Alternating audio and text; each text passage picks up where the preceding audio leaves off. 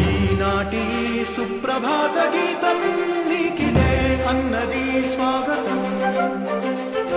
ఈ సందెలో స్వర్ణవర్ణ చిత్రం చూపదా అల్లదే చేరనున్న లక్ష్యం. ఎక్కడో పైన లేదు యుద్ధమన్నది, అంతరంగమే కథన రంగమైనది. ప్రాణమే బాణమల్ల తరుముతున్నది, నిన్ను నీవే జయించిరారన్నది. మనసులో మండుటెండలాగా నిప్పులే చెరగని నిశ్చయం.